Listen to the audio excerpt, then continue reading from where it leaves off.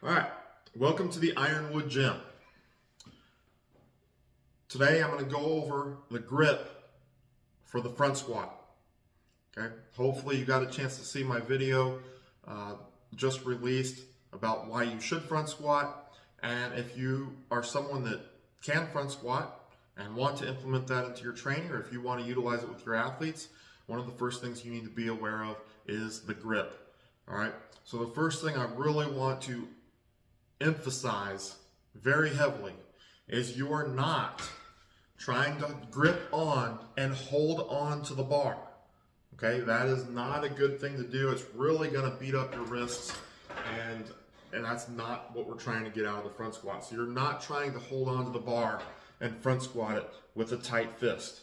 All right, let that bar roll back. It should roll back in your fingers. And unless you're a weightlifter, or unless you're going to take it into a jerk after you do the front squat, then there's really no need for all of your fingers to be under the bar.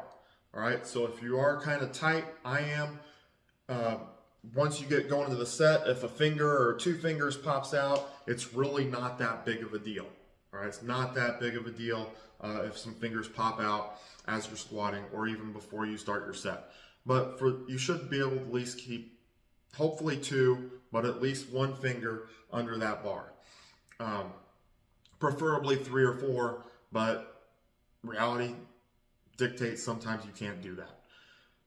All right, the next thing is how wide to grip the bar. I've seen a lot of athletes that try, especially female athletes, try to grip the bar too close. All right, they're trying to get way in tight, and then their fingers are between the shoulders and the bar. All right, your fingers have to be outside your shoulders. Guys kind of fall both ways. Some will grab too close. Some will try to grab the bar out real wide, which we don't want that either. We really want that normal, clean grip on the bar. So the best way to coach that up, and please do coach it up, coaches. Coach up the details. All right, but take a thumb's distance from the smooth. Thumb's distance from the smooth. That's your grip. That's your starting point. All right. From there, rotate into the bar. Let it roll back onto your shoulder. It should be pressed up against your neck, up against your throat. Okay. If you need fingers needs to pop out, that's okay. Take it out of the rack from there. Okay. You see my elbows are up high, and the bar is sitting. Can't really see it in the video, but the bar is sitting in my fingers and up on top of my delts. All right, so from there, like I said, that's your starting point, is thumb's distance from the smooth. Depending upon the athlete or the lifter, you may need to adjust. That's gonna work for most people though. So if you have someone that's bigger, they're gonna have bigger hands, therefore, naturally that's gonna move out.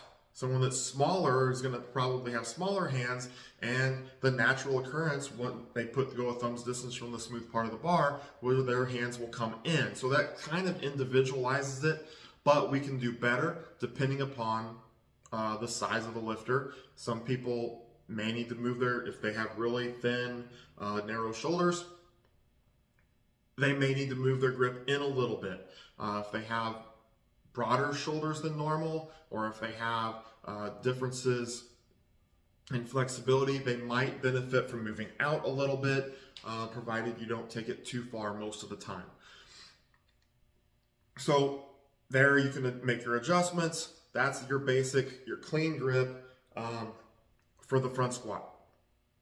If you have athletes with limitations, this is not a method I would use with everyone, but if you have athletes with limitations that can't get into that front squat position, the next step I would take is to put some straps on the bar. I've already got these hooked up, and they're just your basic wrist straps. Undo them, put them on the bar just like you would put them on your wrist. Put those about in that thumb's distance position in the smooth part of the bar. Okay, grab onto the strap, and then I'm going to rotate under just like I would if I had my hands on the bar, but now I'm going to rotate with the straps. All right, for once I get into position, bar sitting up high on my shoulder, my elbows are up. Now I'm going to stand up and I'm going to hold on to the straps throughout the set. And just to note, I am committing a cardinal sin here by walking the bar out forwards. Please don't ever do that. Back the bar out, walk it in when you're done, walk in forwards when you're done. I'm just doing this for the video, so please don't take your front squats out forwards and then rack it backwards.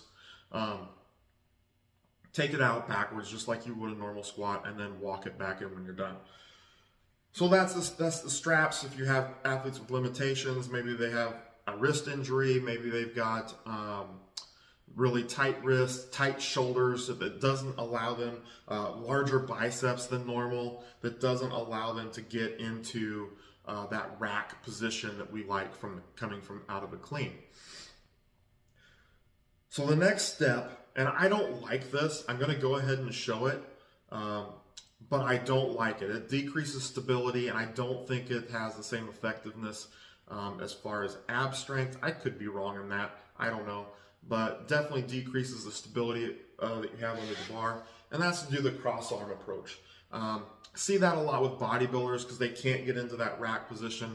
But basically on that, you're going to get underneath the bar, have it sitting way up high on your shoulder, just pressed into your throat, just like you normally would. And then take your arms, cross them, and press your index finger, the top of that index finger, into the bar. So that is, excuse me, that is what that would look like, keeping those arms up and your chest up throughout the entire set.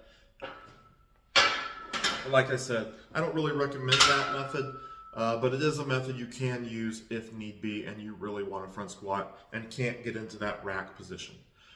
Anyway, I hope that helps.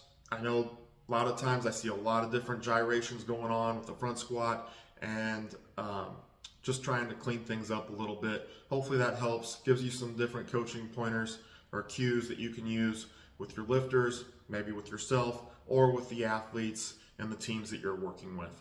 If you have any questions, any comments, please leave them down below. If you like what you're seeing, hit that like button, subscribe to the channel, and of course, share it with any coaches or lifters that you think could get something out of these videos. Till next time, stay strong, and I will see you in the Ironwood Gym.